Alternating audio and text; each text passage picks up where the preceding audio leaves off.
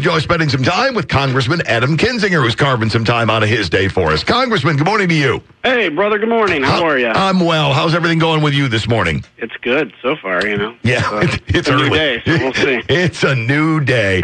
Listen, you're the guy I've been wanting to talk to about this because a lot of ink has been spilled, a lot of voices have been raised, a lot of tweets have been sent, a lot of Facebook posts have been made.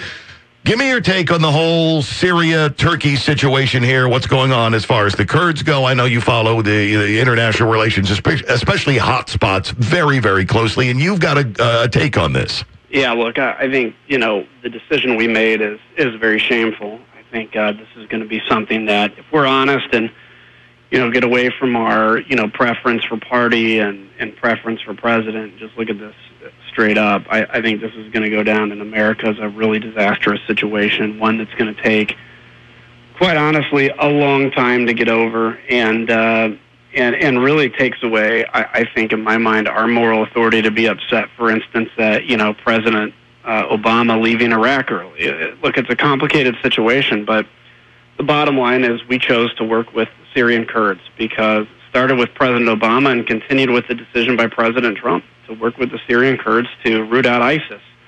And ISIS being obviously our chief ally, it being the chief promise of the Trump administration when he was running for president, that he would destroy ISIS.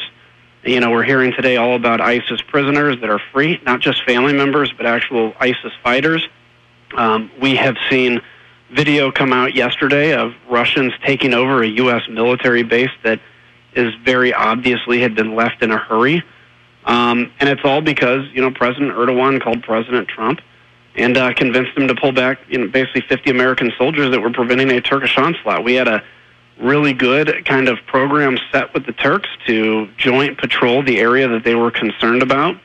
And now, we're seeing that all this talk about, endless wars. Well, we had a new war that began because America ceded its role. And it's an immediate example of what we talked about under President Obama, which is when America retreats, chaos follows. And chaos is following. And quite honestly, it's an abdication of leadership. And I'm just extremely disappointed. And I know, that in this moment where we're in the middle of politics and impeachment inquiries and all this kind of stuff, it's easy to jump to we have to protect our guy. And I, obviously usually believe that. In this case, though, we have to be clear-eyed about what was just done. We can't pretend like it's okay because it wasn't. Is this something that this course that has now been set is going to continue on through to its ruinous end, or can there be some backtracking? Can there be some face saving? Can there be a shift? Well, I think they're going to try. I think my personal opinion is I think the president realized he made a mistake. He won't admit it. He's sending, Pence and Pompeo, I think, today or tonight to Turkey. Turkey has already said, Erdogan said he don't want to meet with Pence. So, if Pence shows up in Turkey, and so does Pompeo, and they don't even meet with Erdogan, that's going to be embarrassing. It's going to look weak. I hope they can. And I hope there can be some version of a ceasefire. But again, Erdogan this morning said there's not a chance there's going to be a ceasefire. The Russians are trying to broker some kind of a ceasefire now so that they get credit, and it'll be one that benefits them. They have now basically taken the whole position in Syria. For those that think they're actually doing this out of the goodness of their heart because they want to fight ISIS, you'll see that that's not true. And only about 5% of Russian bombs actually went after ISIS versus Syrian civilians because they just wanted to be able to say they were going after ISIS, but that wasn't their goal at all. And so is there going to be face saving? I don't think there's a way to save face right now, but if we can at least, bring the tensions down and try to figure out something. But the second you pull out of Syria, and this is a conversation I had with the president in December personally when he made the decision to leave Syria and then reverse that, is, once you don't have troops in Syria, you don't have a seat at the table. So there is not a lot the United States can do when we just vacated and left. And then we're still leaving the troops in the region, so it's not like we're bringing them home. And it's something I don't fully understand. What about the 50 nukes that we hear that Turkey is, quote unquote, holding on to? It's a big concern. So Incirlik Air Base, in fact, we'll be dropping a bill today that deals with this, and we put out a statement on it. But basically, I've spent some time in Incirlik in the military, and it's, a base right in the middle of Turkey. And, there's some there's some we may or may not, quote unquote, have nuclear weapons there, and the concern is that we have to have basically permission to get them out. What happens when you get them out in terms of the strategic change in the region? What message does that send? And so there's really a lot at stake. And again, it's really, I think, among one of the worst case scenarios. And I made a statement on Twitter yesterday that even and I'm kind of a negative Nelly on some of this international stuff, even I am surprised at the rate at which this has collapsed. It's even faster than I ever imagined.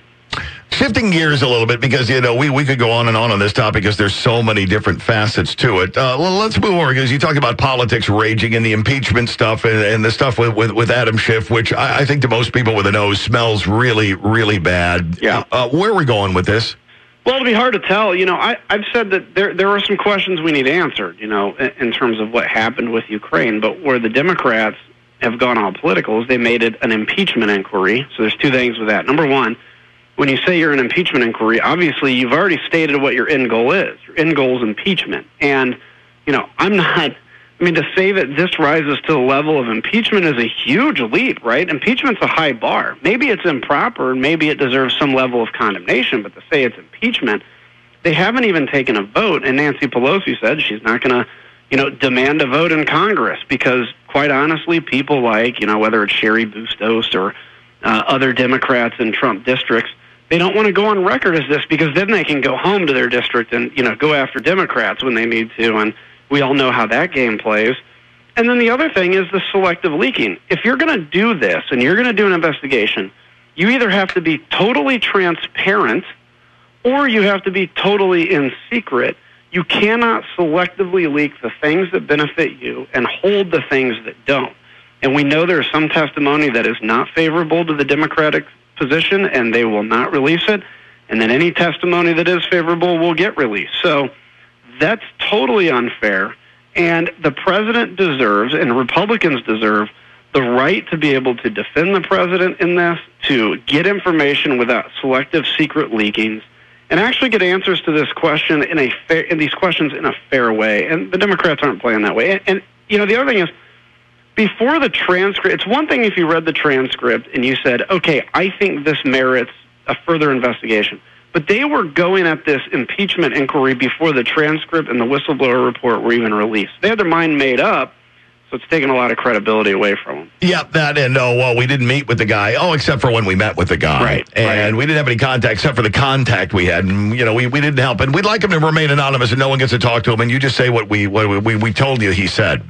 Yeah, and that's the whole point is like, look, if you're going to do this, and Democrats have a right to. I mean, look, they can impeach because they don't like President Trump's hair. I mean, that's really what the Constitution is.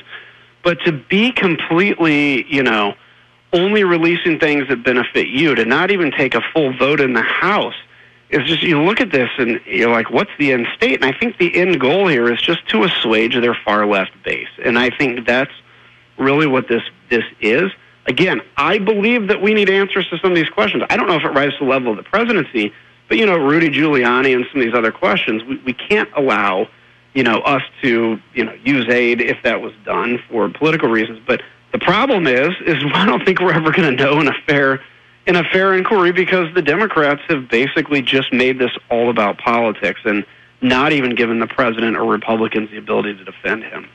Yeah, and the beat goes on. This has kind of gone on since like the day after the election. So yeah, it really has. I don't really expect any drawback on this at any time soon. Well, look at the time. Time is always our enemy when we're sitting here talking to you. We could go on and on, but the clock gets in the way. I appreciate, as always, you taking time out of your day. I look forward to our next chat. You bet.